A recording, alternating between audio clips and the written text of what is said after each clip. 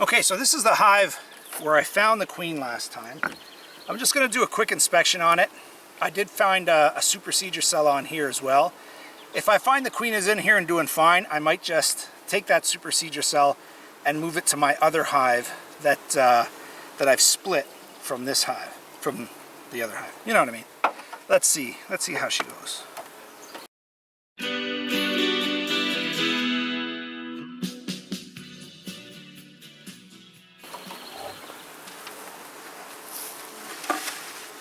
Look for the queen on the lid.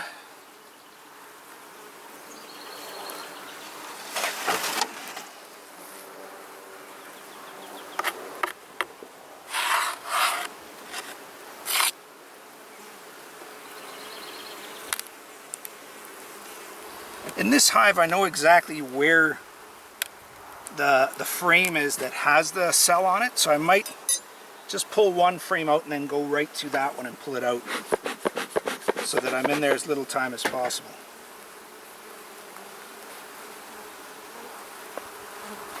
Just going to look on the inner lid for the queen.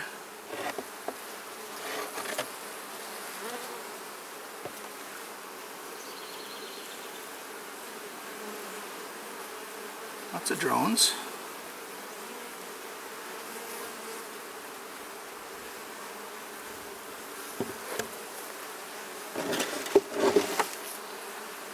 I think it was the second white frame here that had the cell on it that I'm after. So decent number of bees. This hive will need a new box soon, a second box as well. So I'll prepare for that. The next time I come out, I'll put a second box on. That might explain why that supersedure cell is there in the first place. Let's see the queen here.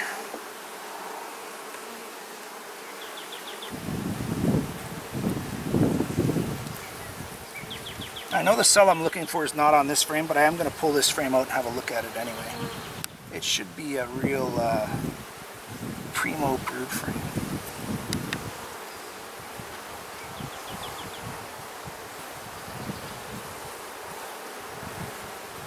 There's the nectar. And okay, the wind kind of knocked you over there. I had you on a pretty high perch, so I'm going to just bring you down a little closer to the hive, not as steep an angle. Hopefully you can see everything here. So I'm at the frame where the supersedure cell was. I'm going to have a good look for the queen on here. If I don't see her, I may take this entire frame to the new hive. Looks like the cell is gone. Maybe this wasn't the frame that had the cell on it. So there's some cap brood on this side. Just starting to cap it off. Yeah, there's brood and larva on this side, you can see here. And there is the queen cell. It's not capped. Look at it right there. So it was on here. It's not capped. And I'm just going to try and see if I can find something in it. It's pretty close to being closed off. So, okay, I'm going to look for the queen, and I'm going to take this frame over to the new hive, the split. Because even if that queen cell isn't viable, there's lots of eggs and larvae and some brood on this frame. So it's a good resource frame for the split.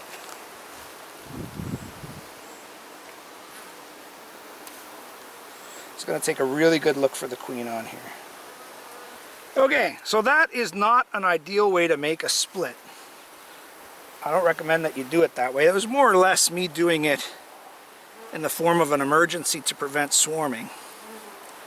Which, you know, again, on first look, the boxes look kind of empty. They look kind of sad. Looked like they had no brood in it.